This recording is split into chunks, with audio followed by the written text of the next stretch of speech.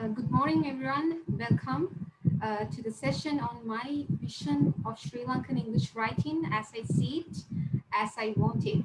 So we are starting the panel today with three of our panelists, Ameena Hussein, Thakshala Tissera, and Mahesh Hapugoda. So I will start the session, first of all, by introducing our three panelists for the day. Starting off with Ameena Hussein. Ameena Hussein is the author of Chasing Telltales and Mystics, Ibn Battuta in Sri Lanka, which is also shortlisted for the Gratian Prize in 2020, Moon in the Water, and Zilich, and 15, a collection of short stories. She has been trained as a sociologist and is the co-founder of Pereira Hussein Publishers, a leading publishing house in Sri Lanka, reputed for cutting-edge and innovative publications. Ameena has also been shortlisted for the Gratian Prize in 1999 and has been in the long list of several international prizes. And then for our second panelist, Thakshala Tissera. Thakshala Tissera is a researcher with a focus on animal studies and environmental humanities through post-colonial frameworks. She has taught literature, composition, and English for specific purposes at the Universities of Colombo, California, and Massachusetts Amherst.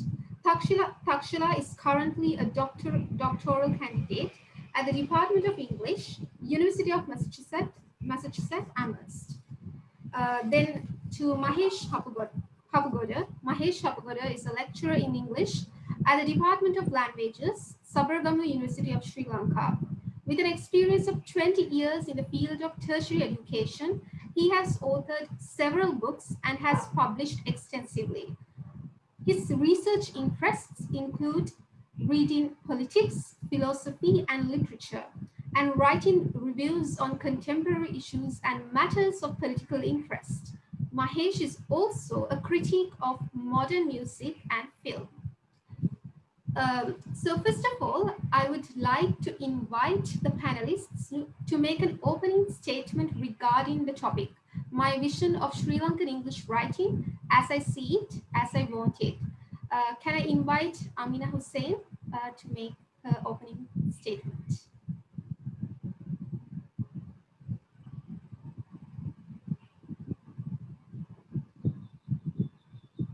Good morning, everybody, and thank you for inviting me to New Ink. I'm really happy to be here, and thank you all who have woken up fairly early on a Sunday morning to be with us.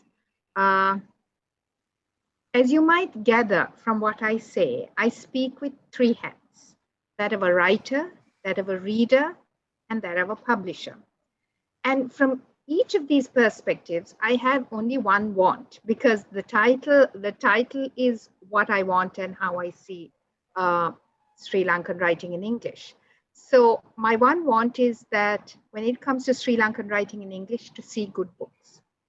We live in a country where English is not even an official language, and yet a small number of us write in English and may even consider English as our first language.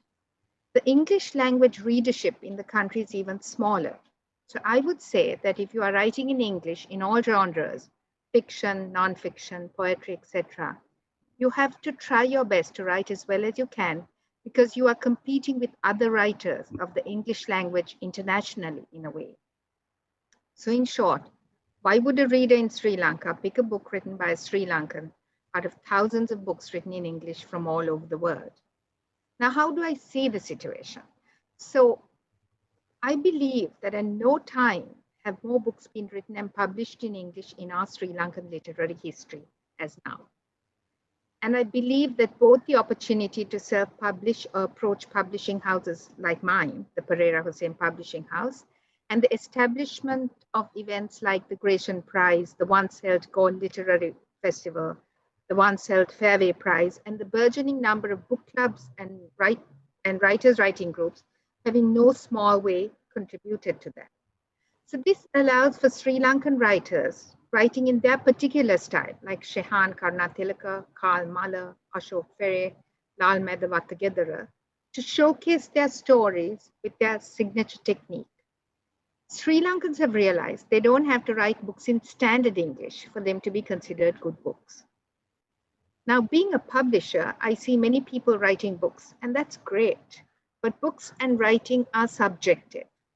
I may like something, you may not, and writers have to understand that. So, for instance, a personal bugbear is when a story written by a Sri Lankan is set in a foreign country without much context. I think this came up in one of the panels earlier, because I think you can write any genre with Sri Lankan characters and a Sri Lankan setting. Now, one of the biggest lacuna in our writing tradition is that of writers unwilling to be edited. So much so, they often bring a manuscript to a publisher that is nowhere ready to be seen. And of course, when it's rejected, they are slightly upset. Sri Lankan writers in English should be open to editing a lot more. I believe there are a few professional editors in Sri Lanka, but there are many more internationally whom they can access through the internet. So a writer should be able to find an editor who will be able to work with their manuscript satisfactorily to make it better. So to conclude, I will say that I want to see Sri Lankan books written in the author's particular style, whether it be written in standard English, Sri Lankan English, or using slang, dialect, whatever, but that it be good. For actually, if it was good, we will not be having a discussion like this. We will be delighting instead that we have interesting, intelligent, socially relevant books written by Sri Lankan writers who write in English. Thank you. Thank you, Ameena. Now may I invite Mahesh Hapugoda to make his opening statement. Well, thanks for enabling, for giving me this opportunity to share my thoughts. Basically, I'm just having a bit of a internet connection, issue also. Bear with me for that. And I consider Sri Lankan writing in the Hegelian atmosphere of particular and the universal. So what I've been teaching my students and what I've been reading, including Sham Saludare, maybe Jan Arasanagam, Richard de Soisa, I mean, just to name few, the latest writers like Ameena and all this. I consider them belonging to the Sri Lankan particular, Hegelian particular. And then you have a broad existential atmosphere in the world, in the global writers. Fitzgerald, Jane Austen, Hemingway, and Ishiguro, Murakami, you name it. And Amina was asking a fundamental question there, like, why not global? We have few examples, maybe few examples. I mean, Sri Lankan examples who are reflected in the global atmosphere, but not to the extent that the Western readers read them. I mean, for exotic purposes, you can read Giraya. That is pure exotism, how an Asian woman can be mysterious or something like that. But not in its real existential essence. Like, do we read Sham Salodore in the same, just to experience the same as we read Fitzgerald? I'm not saying that the Fitzgerald is that big and we are so small. No, I'm not talking about that. I'm talking about how to connect the particular with the universal. And when you read Jane Arasanaga, or even the non-examples like Sham Saludare or I mean, Richard de Soisa, and even Anne Runner Singh. And even, I will just make this exclusion, like Patrick Fernando. He belongs, I mean, I consider him a bit differently. But when you read, I mean, you can say that these people have issues to talk about. and they have burned. These are serious political issues. I understand. Yes, true. But don't you like reaction to the mega politics, reactions to the political, sort of how to maltreatments or marginalization or polarization and things like that, and those writings remain there. You may read them for a while, but for an example, for me, I don't think that I'll be able to read Gene Arisanagam the way that I read sometimes Ernest Hemingway or Achabe for that matter, or even a pure existential writer like Sartre. I may understand her grievances, her reaction, all that's true, and this feminism, all these things I can understand. But do we read them when we really want to withdraw from this world? Why do we need literature? We need literature just not to live in this chaos, and we don't want another chaos. When we go to when we retreat from this society and sit there, somewhere and read some literature, because we want some withdrawal, we want a detachment from the reality, and that is where we need literature. About that, literature doesn't provide me that opportunity of withdrawal, opportunity of aloofness, detachment, and perhaps spirituality for that matter. And all these things are not there. You have reaction, full of reaction. This happened to me, that happened to that auntie, and these Sinhalese attacked me that way, this way, all the blood and all that. I think, yes, these are important things. I understand, but not in its Western, I mean, from a Habermasian and Jamesonian way, not in that withdrawing sense of the retreat that we need in literature. So I don't see that. Added to this, we'll also take this wonderful global example of Ishiguro. Ishiguro, I mean, just an example, and Kawabata Yasunari. There are so many other Japanese examples. What they did was, I mean, when it comes to Ishiguro, at least, he established his writing in that Western withdrawal from reality. The reason why he became so popular, widely read, even Murakami, is because he used his Japaneseness, the Japanese existential whatever, to establish some form of difference from the day-to-day chaos. And that is a word used by Jameson, the day-to-day reaction. So in that sense, these particulars, those particulars like Japanese particular, I must say, became a global phenomenon, a global experience for the wider readership. I think that is what we lack in our Sri Lankan writing. If we can elevate, that's my responsibility as a critic. So if we can elevate our writing up to that level, I think we can see more results. I think we will be able to see more. That's my initial response. Thakshala Tissera. Well, thank you to the organizers for putting together this wonderful platform for us to come together and think about Sri Lankan English writing. And that, although I'm going last on this panel, I'd like you to, or rather I'd like to take you back to this idea of definitions, or what is it that we call Sri Lankan English writing? Is it, I mean, what utility can we gain, or what limitations do we encounter when we label a body of writing Sri Lankan English writing? Is this in a way a reference to a particular dialect known as Sri Lankan English and the works that are written in that particular dialect?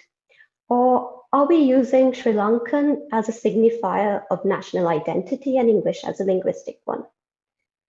Or is it a much broader reference to texts in English that are in some way connected to Sri Lanka.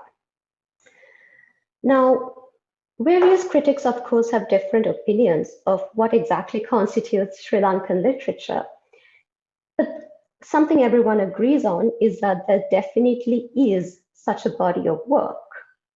Now, I personally advocate for taking the broadest possible view and using the label Sri Lankan English writing in the most loose sense possible.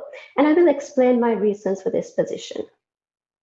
Now, one debate is, of course, where do we point to as the genesis of this corpus? Do we mark it, for example, by key firsts, like, for instance, Lucian de Silva's publication of the Dice of the Gods in 1970s, incidentally in London, not in Colombo? Or do we include earlier colonial writers, as in British officials who lived or worked in Ceylon and wrote about the place? It seems common sense to kind of exclude them, but on the other hand, if you take a text like, say, John Davies' An Account of the Interior of Ceylon, or even going pre-British colonial times to the much well-known Robert Knox's Historical Relations, these are texts that not only continue to be published both in English and Sinhalese, but also keep cropping up in, say, for instance, state textbooks. And they have contributed considerably to our popular and also education-sanctioned imagination of what constitutes Sri Lanka. So even if we don't consider these texts Sri Lankan, in a strange twist of fate, the texts have contributed to what we consider Sri Lanka or Ceylon. Now, another text I think very beautifully illustrates this difficulty of having neat categorizations is, of course, Leonard Woolf's Village in the Jungle. And quite apart from the fact that it mostly receives critical recognition from Sri Lankan academics and hardly a glance from those studying British modernist literature or the wider Bloomsbury Circle, it's a text that has taken a life of its own in its Sinhalese translations, particularly Lester James Pierce's cinematic adaptation of Baddhigama, with its stellar cast of Vijay Kumaratunga, Malini Fonseca, Joe Abe Vikrama, and even Arthur C. Clarke. But on the other hand, let's consider Arthur C. Clarke. Despite his extremely long residence on the island and prolific output, also his books are translated into Sinhalese. Does anyone consider the writings of Arthur C. Clarke as Sri Lankan literature?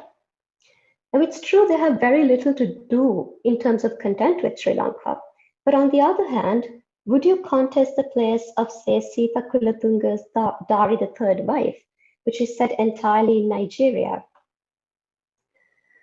Now, another significant point of contention, of course, is this distinction between writers who are domiciled in Sri Lanka and those who are domiciled abroad.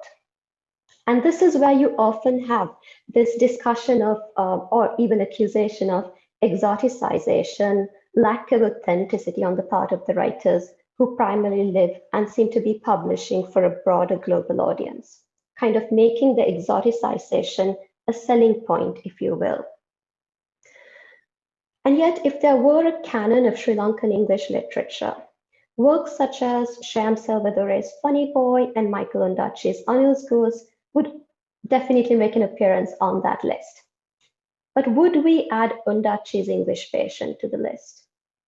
And yet, this particular work, more than any other, has probably done the most for Sri Lankan English writing by enabling the establishment of the Gratian Prize, which now has a legacy of 25 years.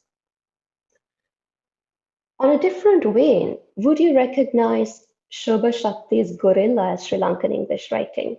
It's written originally in Tamil by a former LTT child soldier, translated into English, and it's a work that the author identifies as autofiction. It's a tale as much about refugee status in France as it is about the protagonist's experiences in Sri Lanka. Now, up to this point, I have only been unsettling the notion of what might constitute Sri Lankan English, or rather what might not constitute Sri Lankan English. And yet, walk into any bookshop in Colombo and there will be shelves called Sri Lankan English literature. So let me just adopt that common sense notion for a moment. if I were to identify a single dominant factor, a characteristic that kind of speaks as this is something that is seen across many works of Sri Lankan English writing, and this is something that Mahesh also alluded to, is this narrative of conflict. It's not just an engagement with war or the civil war, but the multiple social conflicts we've been having in the country. Even books that are not explicitly about war, such as Shehan Karunatilaka's Chinaman or Yasmin Gunaratna's A Sweet and Simple Kind, end up being considerably about ethnic relations and the civil war or the JVP conflict. The late Qadri Ismail argues that this turn to literature in relation to the Sri Lankan conflict can be understood by considering literature as a verb rather than a noun. So not so much looking at it as a text, but rather as a means of understanding something, of slow, patient working through something. And I do understand here the critique that Mahesh just made about this being reactionally rather than aesthetically pleasing and allowing a kind of extraction, a movement inwards from the world. And yet, in a country which does so little to talk about the horrific violence we've had, literature provides both a site and a means by which to memorialize the past and refashion the future.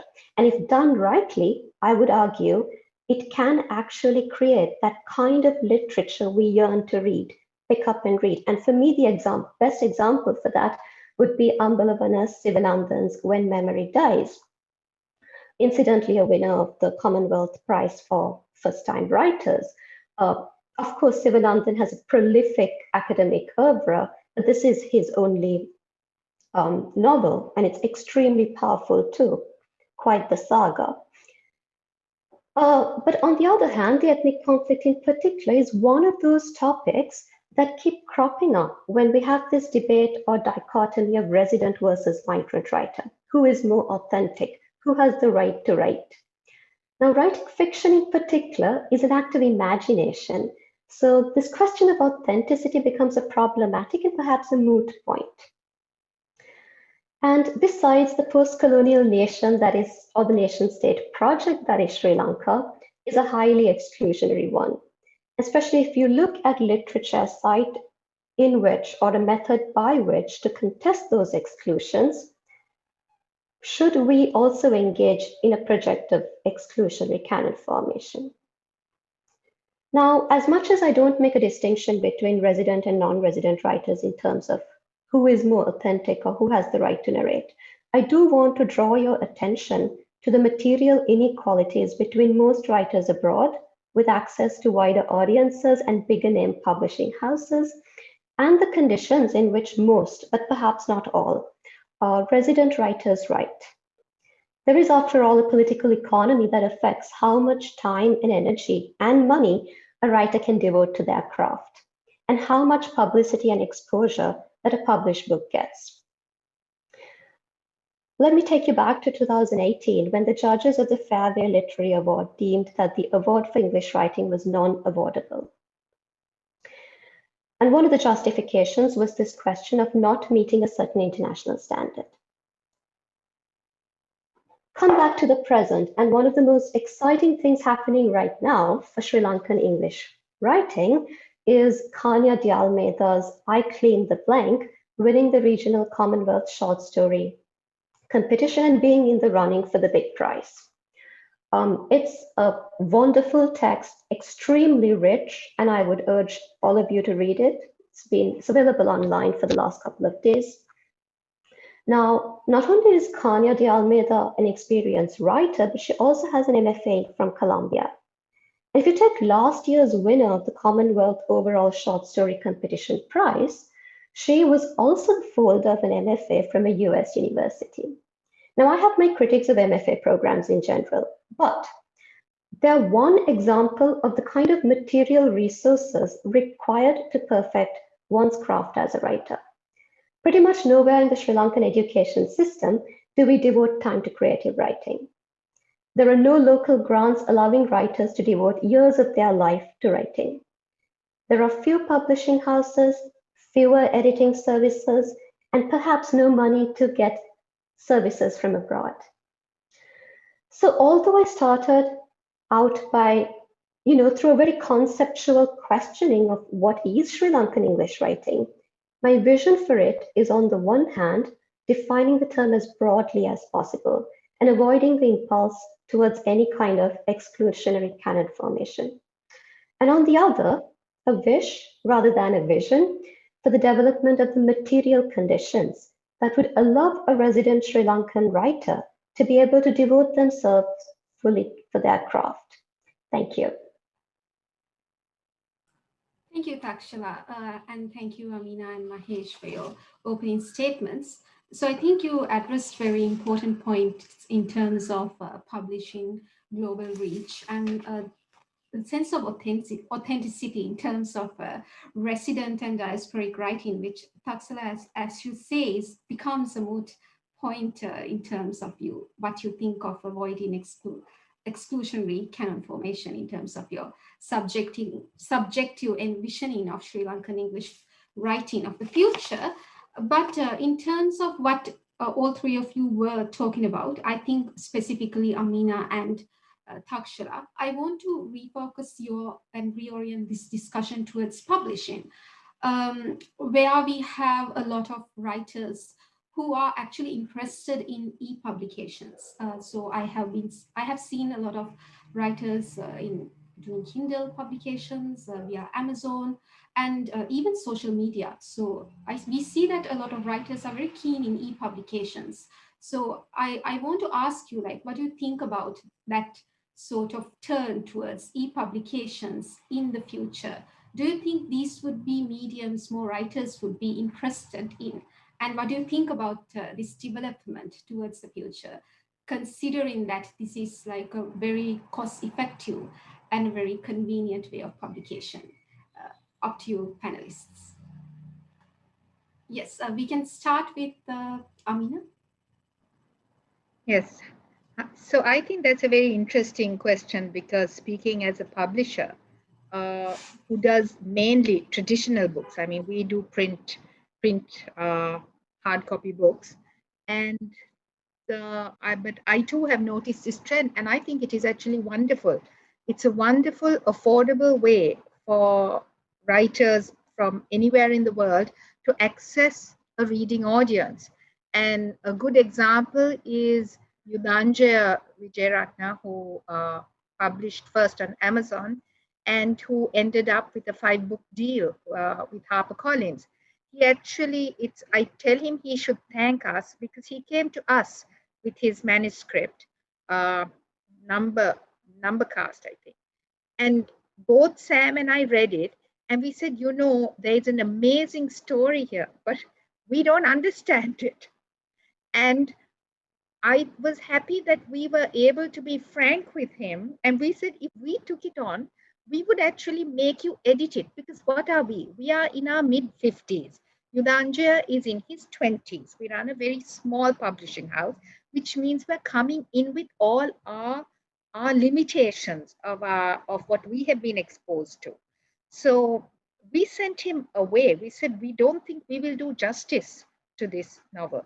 He published first on Amazon, and then with the reviews, with being very, very active on social media, he has had an amazing trajectory. I have noticed as well, I mean, just recently, I saw that Amanda Jayatissa has got a 2-book deal with an imprint called Berkeley. I think it's an arm of Penguin.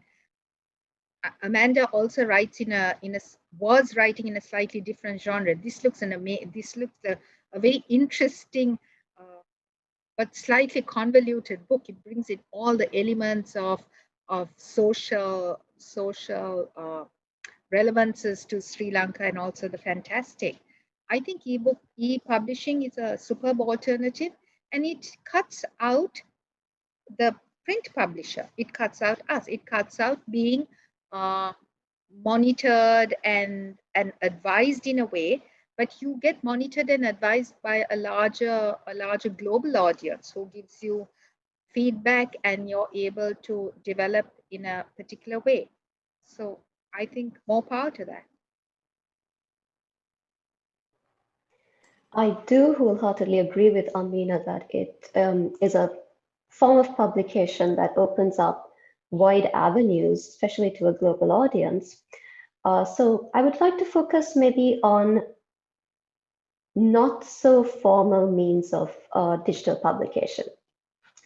And this is not something that's completely new to the Sri Lankan English writing scene. An older form, for example, was rightclick.com, which was quite popular at one point. And this was, I think, pre-Facebook becoming, a central means of communication in Sri Lanka. And yet, what I think I would really like to see is also writers using the strengths and the modality of digital publication. So what I would really like to see digital writers targeting a digital publication do is not trying to replicate a print book on the web, but using all the, I'm not even sure what to call it, but all the characteristics that you have in that digital space to narrate their story in new and exciting ways, because it no longer needs to be just text on a page. It's not only print anymore, but you are opening up a wider way of, a very rich way of bringing in audiovisual material, hyperlinks, comments, real-time commentary, adding all of that to make something that is not just an alternative to a printed book, but something that is a completely new genre altogether.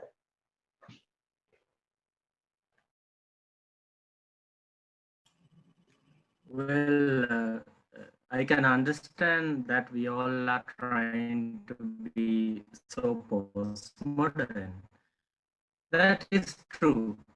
Yeah, that's okay. In the sense that if you go to Blackwell, or you see my Penguin, you see Picardo, book by Murakami, sort of you have the fetish desire to buy that. So I don't think that the internet or the digital publication carries that charisma. So I mean, when you see Routledge by Eric, a text from Eric Fromm, you tend to buy it, like it's so fetish. That is modern fetishism. So I think I'm for that, Thakshala, basically. So I'm an old-fashioned guy, and I will go for a Penguin stuff, and it's very hard, to get it published. Get through that channel is not that easy. You can, like me, you can write that on Facebook, and it's have to be heavily edited if it is possible. I will never become a global writer of that. I don't want to, it's okay. But I will take this, very sorry, take this opportunity also to ask, Vihanga's questions. Where's the academia? Well, it's in the same place, of course. Where you left it. But I think now some students coming from rural areas are trying, and that makes me really happy today. I also got an abstract from one of my students using Freud to analyze Patrick Fernando. So I mean, she's coming from Putlam, and sort of to see that, it really makes me happy. Like, that we are heading somewhere out of all this chaos. Sort of, all the ships burnt all around and all that. Sort of with all the disappointments. There's a little hope, like, understand, like some academics, and some, not all, some young ones, like you can see even here, people are trying. So they are trying their level best to, sort of to do something to make an impression. So my modern argument still is sort of still valid here. I hope. I'm very sorry to be so old-fashioned, but at the same time, I think this. Can I take this example of Ishiguro? I mean, I don't know whether I might get disconnected. And before that, I should say example of Ishiguro. But I want my Sri Lankan writers, my dear colleagues, to do, like, go beyond identity politics. This is what I've been telling. And this is a different terminology that I'm using. I'm not using the same terminology that Frederick Jameson used in 1986. No, I'm not using that. I'm using a different conceptualization and a terminology just to say that it is required. When it comes to Ishiguro, he's no longer a Japanese. Neither he is British, and he does not have a place in the sense, ontologically speaking, he is no place. This is what we call no placeness. Neither British, no Japanese, nothing, nothingness. In this entire universalization, I think that is our legacy. And that is the legacy of so-called, if you want, the legacy of Buddhism, if you want.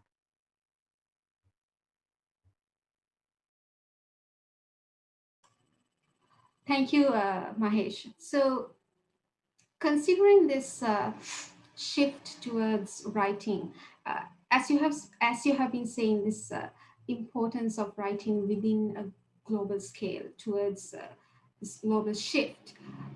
Considering our current status of Sri Lankan English writing, we have been seeing that a lot of writers are actually interested in genres which are sci-fi, depicting the future, futuristic turns, uh, maybe punk, uh, science fiction, sci-fi, steampunk, fantasy, and if you have been, I'm sure you have seen like our previous sessions too, where where certain writers were very much interested in medical thrillers. These kind of genres are very much interested to especially young writers within the present.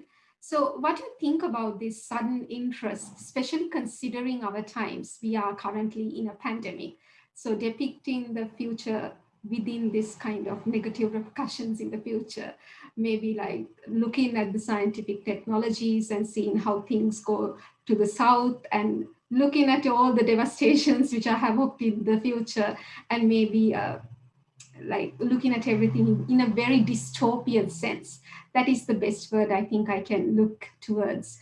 Dystopian literature. That is one way, one genre which I can use to categorize all these kind of literatures which a lot of writers are interested in. So this turn towards dystopian literature, this interest towards dystopian literature, what do you think about this interest among the writers and this developing interests towards writers within towards the future, especially like considering that kind of literature which are published in digital but as well, like in e-publications such as Shankari Chandran's Barrier, and I think Amanda Wick's books, and a number of other writers.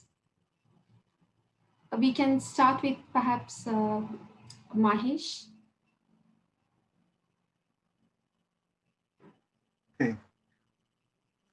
Well, sort of look, the whole the concept of dystopia which emerged after the COVID pandemic.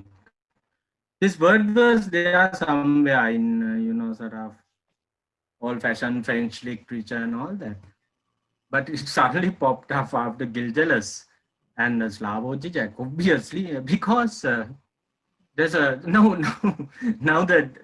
we are experiencing sort of, well, we have planned for us, so this word has some validity therefore. Now I think true, but don't you think, seriously speaking, that we live in a time of uncertainty, an uncertainty that we have never experienced before, even in the First and the Second World Wars, and the most sort of the terrible time, I mean, if you can see, uh, that's the Cold War. And even we were not that uncertain. Look at the Sri Lankans. Are we sure of the next moment? Are we sure about tomorrow? Now today a ship, next day an aeroplane, the following day maybe spacecraft, what? So I mean, something will fall. I don't know, from the sky. And this uncertainty has created great anxiety in us, and that is good for literature on the other hand.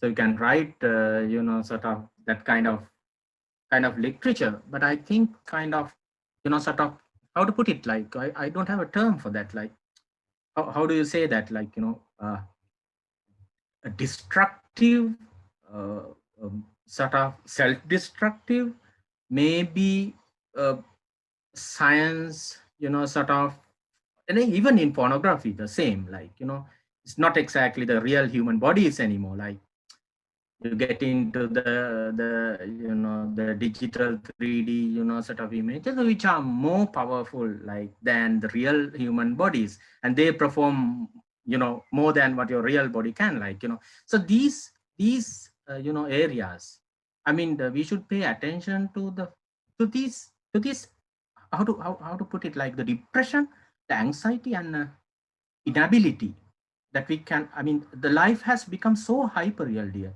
Like, don't you think that so many hopes maybe 1 year ago about this government now gone?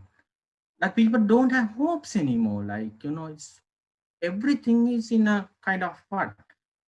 So I think it is in this atmosphere, globally, even globally, it is in this atmosphere, I think, that we are becoming so hyper real, and our desires, this has something to do with our desires. So the desires are so sort of dry, and we don't have that drive to live anymore. So I can see the death drive, Freudian death drive, coming in this sort of dystopian, so-called digital, how to put it, 3D kind of hyper-real literature. So this is what I see as a symptom, the symptom of modern humanity, especially the postmodern humanity. Ameena? So I'm fascinated by Mahesh's answer in a way, because it indicates that we are currently living in dystopian times.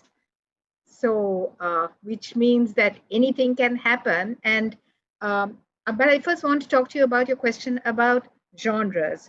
So, Nilani, as a publisher, I actually feel that we have been really scarred by the 26 years of war. For so long, people thought for writing to be valid, they had to write about war. They had to write about ethnic conflict. Those are the only books that were being discussed. They were the only books that were thought to have of any weight. And if anybody wrote about, just ordinary life, if it didn't have some element of conflict, it was, dismissed. A really good example is even today. I mean, my newest publication, Ibn Battuta in Sri Lanka, is actually following a 14th century Moroccan traveler. Somebody told me, I'm so disappointed with the book. You didn't write anything about the conflict. So he never went to the conflict areas. If he did go to the conflict areas, I would have had an opportunity.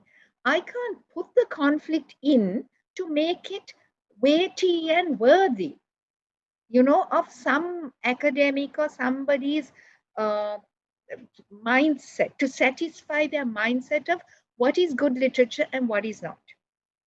The other thing about genre is, I, as a publisher, I want to see, Mahesh said, why do we need literature? Why do we need it? He said to escape. So literature should be accessible to all types of people, the educated, the middle educated, the uneducated. If they have to find ways to escape. At the book fair, there is a Sinhala publisher. He runs a stall all by himself. I believe his name is Edward Malavarachi. He's a rock star. And what does he publish? Love stories. Love story, love story, love. There are lines of people. I mean, there's nobody queuing outside our publishing house, but there are queues of people outside his. I'm actually a little bit envious when I go on my rounds and I see him. So I think the Sinhala, my pity, my regret is that I am not fluent in Sinhala, because that is something else, quite different. And I think Mahesh, perhaps even Thakshala, might have access to it more than me. So I want to see more Sri Lankan writing in more genres. In romance, I want to see even porn, right? Mahesh, I want to see in all the yes, all the kinds of genre. I want to see more Sri Lankan writing. About dystopian, I first heard the word dystopian when I began watching movies. And I think the movies were the first to project these. You have Blade Runner long ago. You have this movie called Blade Runner. Today there is the Blade Runner 2041 or whatever, but that was the original. And they projected a dystopian future in one way, but something Sam and I, we love dystopian movies, but what we've always discussed together is that how come they always share a vision of how the world is going to be. So it's always dark, always dismal, always destruction. So you have this blown apart world. Technology is not working in basic ways, but they have like ultra uber technology in some ways. So those are the two things I want. So dystopian novels, it's inevitable. Literature is also going to go that way. It's what appeals to the young. If you want to hold the young reader's interest, you need to go in that direction. And I think they are the ones who are going to bring it to us. They are the one, in a way, I find it fascinating and I'm pleased because for some time, the young were disengaged with what was happening. If they find engagement in envisioning a dystopian world via the way Sri Lanka is going or using Sri Lanka as the center of the dystopian world, I'm all for it because I think perhaps we can even see our solutions in those pieces of writing. But Mahesh, I just want to add to you, I mean, I think as creatives and as in the arts world, we have reason to be very depressed because I recently read in the newspapers that the Sri Lankan government, in all its wisdom, has decided to cut down the A-level arts intake to 25%. When I read that, I truly wanted to slip my wrists because if the government does not realize that actually the future of the country relies on its arts, on its culture, on its creativity, and they're moving towards STEM, welcome to the dystopian world sooner rather than later. Thank you. Thank you, Ameena. Yes, Thakshala. Well, as someone who works in the environmental humanities, I end up teaching a lot of dystopian texts.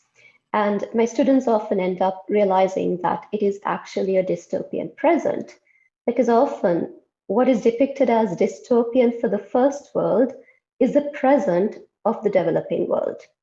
So lack of food, political chaos, war, technology failing or technology never having arrived, illness, famine. These are conditions that exist in the elsewhere, in that imagination of the first world.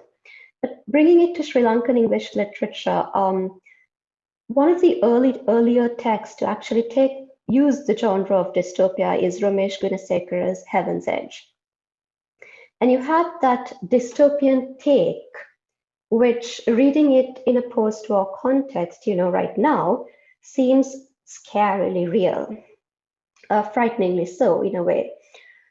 And I guess what is useful about genres like dystopia or the dystopian is, in a way, it's a way of trying to think through our present fears and to try and imagine alternative futures. But also, if we keep going back to, say, all the way back to Mary Shelley's dystopian, keep forgetting the title, but I think it's The Last Man. The dystopian narrative has a very long history. And I think recognizing that history is important both as readers, critically aware readers, and as writers. There are perhaps no new stories. We're just saying old stories in new ways.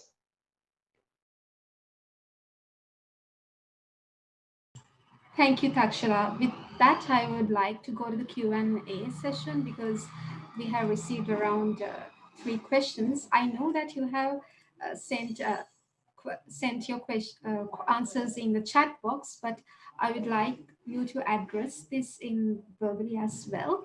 So the first question we have is for Mahesh. How do you see the academy's role in setting benchmarks and giving direction to Sri Lankan writing? Has it changed? What further changes can benefit the field in general? Sri Lankan literature has been introduced to Sri Lankan, sort of academic whatever studies. I think a long time ago and has been there for a while. And with with updating or even without, it has been there. So we were also taught Sri Lankan literature, the, kind of funny boy, the Gira and all those stuff, and very boring even at that time. Boring in the sense, I mean, to read Punyakanti Vijayanayaka's stuff is that mystery of a woman, and sort of deconstruct that mystery to reach her core is a big puzzle, and I don't like puzzles, and and I don't consider women as a puzzle. Therefore, I mean, it never appealed me. But actually speaking, I have been propagating this idea, and I normally don't call this Sri Lankan. Well, this is just a start for our global writing, and very correctly Amina pointed out that, and she doesn't want the war coming into her literature, her books and everything. Like, we have been reading this for centuries now. What is this? And the war again, war, and if we make a movie now for the global audience, so we want the war, like, some poor woman, sort of victimized by that or this or the other, or a boy who is deprived, all these Marxist ideas coming in and all that. There's nothing wrong in Marxism. The point is that the portrayal of Sri Lanka, and we portray women like this to the global world. What is this? I mean, our women are like that. So with this, all the mystery, exotic, and you would never know who they are. Look at these women, like they are so, I mean, they are accessible, and what is wrong with them? Like, there's nothing. So, I mean, we need a literature. If you really want Sri Lankan literature, I want a positive spirit in them. It doesn't mean positivism, like, some optimism, some desire in them, as Edward Malvarachi and Karna said, that because they bring in some desire, some appeal. This is why I should live in this damn world, the God-forsaken earth. That you must have some, as Heidegger says, that you are thrown into this world, and you must find some organic reason to live in this. Maybe love is the only reason that makes us worth living in this world. And why don't talk about that? Love is far more important in an atmosphere of chaos, don't you think? And because you live in the war, and you go to the book, again you have the war. So what is this? You don't want literature for you want literature to withdraw from that and get into some, how to put it, like some vacancy, some void. There must be some, sort of fathomless, bottomless void in that literature, a desire, some desire. Without desire, I don't think so. Therefore, I'm a Christian in that sense, of course. I mean, though I am a born Buddhist, I mean, I'm for that. Therefore, I think we are, sort of in a way introducing that to the curriculum, like, to Sri Lankan literature. I'm criticizing it oftentimes, but I teach them in such manner, even others, just to overcome Nietzschean sense. Like, you read Sri Lankan literature in order to overcome, sort of that border, that limit, and even to go beyond, sort of beyond anything. So to be global, you should read, and you should be global if you take the real spirit that we have in our country. So that is how you can be global, and that is why other nations have become global. We are doing our level best in a way, but I don't know. Thank you. Thank you, Mahesh. That reminds me of in one of Professor Bill Ashcroft's sessions, where he mentioned that nowadays there is this need towards utopian hope in literature, as you said, the need for positive spirit, and that is very much necessary. And there is another question for Thakshala. And there is one more question, so I very quickly read it. Thakshala, as an academic, how do you think Sri Lankan English teaching should change in the next decade? Okay, so let me kind of contextualize the answer I've already put in the chat.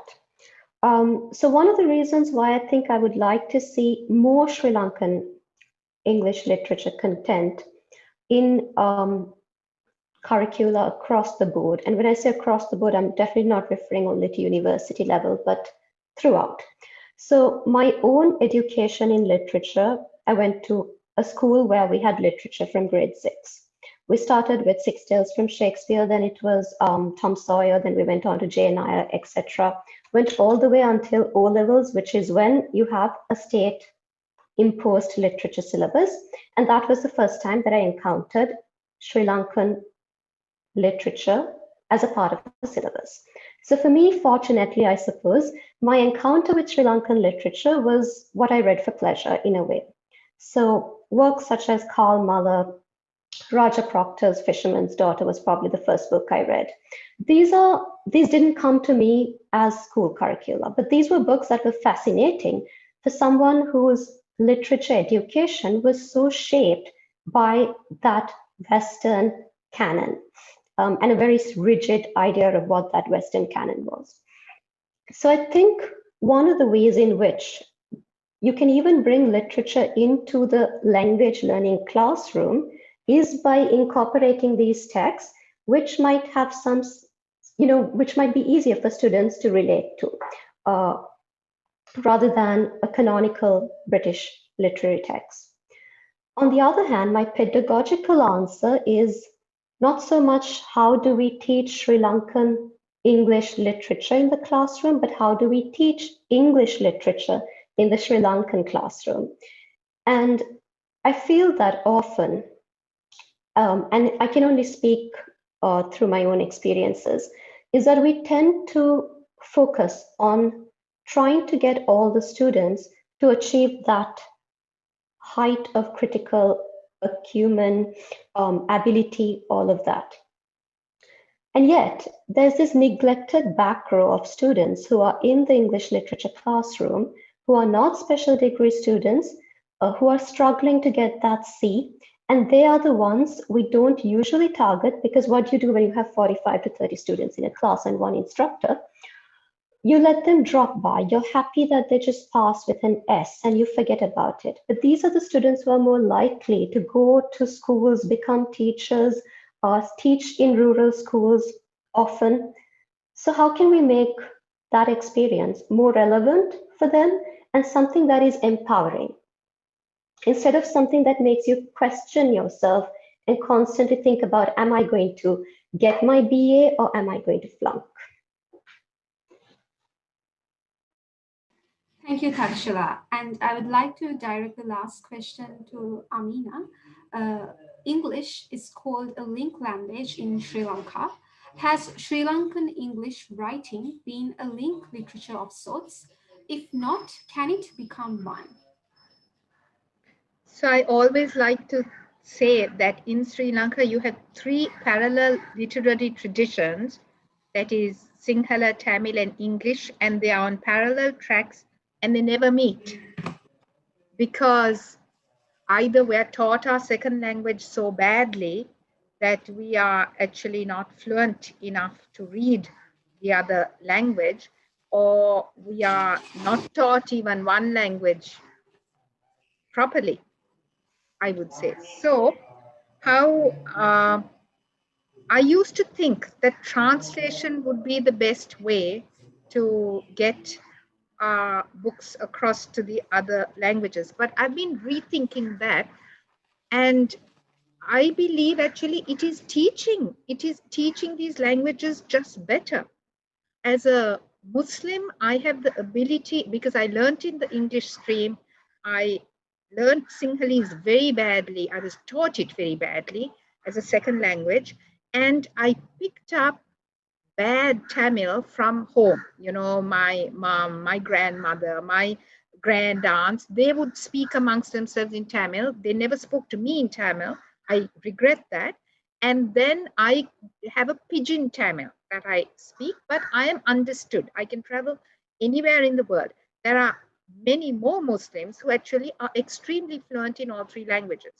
How is it that you have a community where that is fairly common, especially the Muslims in the southern coast and the western coast know English, Sinhalese, and Tamil, and then you have the other two populations like Tamil, the Tamil speakers and the Sinhalese speakers who don't know another language. So I think it is in the teaching, and if we are determined that English without so maybe I should direct this question actually to Mahesh, who is in the Sri Lankan university system, because I would get, not having gone through a Sri Lankan university, I would get a bit worried why this concept of kadua is still going on.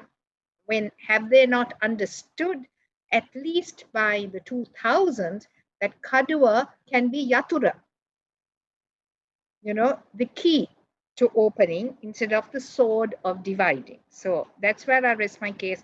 I'm not exactly the most competent person to answer that question. Thank you. Thank you, Ameena. So since we are since it's 11:01, I think we should end the session here. So thank you so much for the panelists, Ameena, Mahesh, and Thakshala, for having the discussion today. I think we had a very fruitful discussion on this session. So thank you so much for sharing your insights or your subjective visions of Sri Lankan English literature. So I would like to end the session here.